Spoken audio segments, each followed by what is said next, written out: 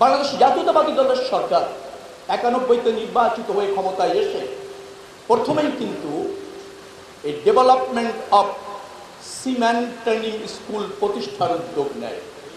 আমার যতটুকু মনে পড়ছে 1992 সালের 7ই অক্টোবর একনেকে কিন্তু এই ধরনের একটা প্রতিষ্ঠান করার সিদ্ধান্ত গৃহীত হয় এবং তারপর 1993 এবং 94-তে ন্যাশনাল মেরিটাইম ইনস্টিটিউট প্রতিষ্ঠা করা হয় এবং ট্রেনিংটা শুরু হয় তার পরের বছর 1994-95 সালে।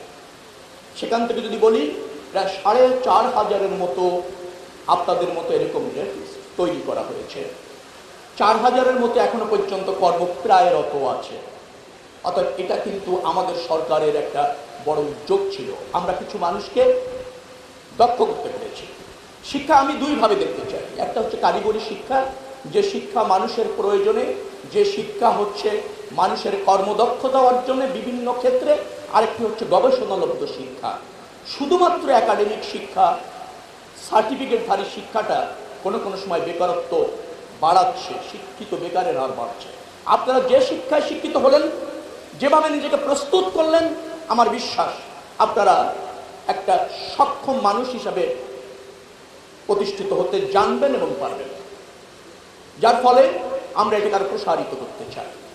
আমরা এই এসএসসি, এইচএসসি অথবা কেউ মনে হয় ডিপ্লোমাও করেছেন, আমি যতটুকু জানলাম খুব বেশি উচ্চ শিক্ষা না, কিন্তু শিক্ষা একটা শিখেছেন, সেটা হচ্ছে স্মার্টনেস, শারীরিক ফিটনেস এবং মানসিক বিকাশ, চ্যালেঞ্জ নিতে জানা। এটাই সবচেয়ে বড় শিক্ষা।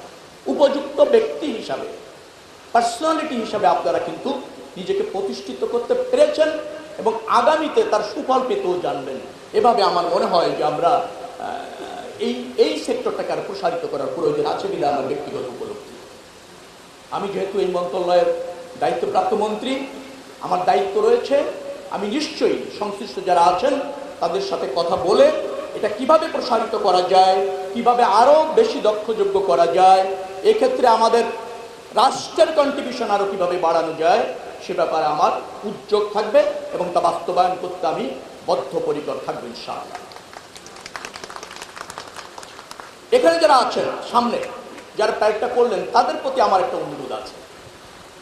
সেটি হচ্ছে দীর্ঘক্ষণ আপনারা এই রোদে কিন্তু প্যারেডটা করেছেন, আপনারা প্রচুর পরিমাণ সানলাইট কনজিউম করেছেন, এতে ভিটামিন ডি এবং D3 আছে, ভালো, কিন্তু এটা ড্যামেজও হয়।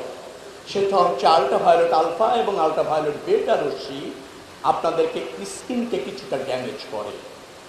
এটা যদি কন্টিনিউয়াস হয়, আমার একটা অনুরোধ থাকবে, প্যারেডে আসার আগে অথবা এই ধরনের কসরত করবার আগে সানস্ক্রিন পেজে একটু দিয়ে নেবেন। সানস্ক্রিন, একটা ভালো মানের সানস্ক্রিন, আপনার যেটাকে বলা হয় 50 হলেই হবে, সেটার আপনারা দিয়ে নিলে আমার মনে হয় এই যে রোদের যে ড্যামেজটা সেটার থেকে আপনারা একটু ভালো থাকবেন। শরীরে যে ভিটামিন ডি এবং D3 প্রডিউস হচ্ছে সেটা খুবই হেলদি, খুবই প্রয়োজন, কিন্তু আমরা ফেসের স্কিনটাকে একটু সেভ করার জন্য সানস্ক্রিনটা আপনারা ব্যবহার করবেন। সেটি যদি হয়, আমার মনে হয় যে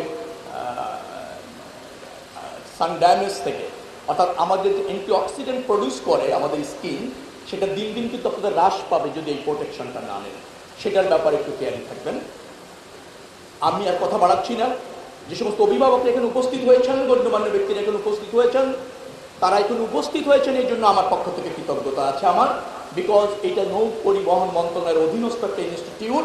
আমরা চাই এভাবে আপনারাও পাশে থাকেন, আমরাও আমাদের সামর্থ্যের শতভাগ নিয়ে আমাদের নতুন প্রজন্মকে প্রস্তুত করি চ্যালেঞ্জ নিতে, নিজেকে ভালো রাখতে, রাষ্ট্রকে ভালো রাখতে।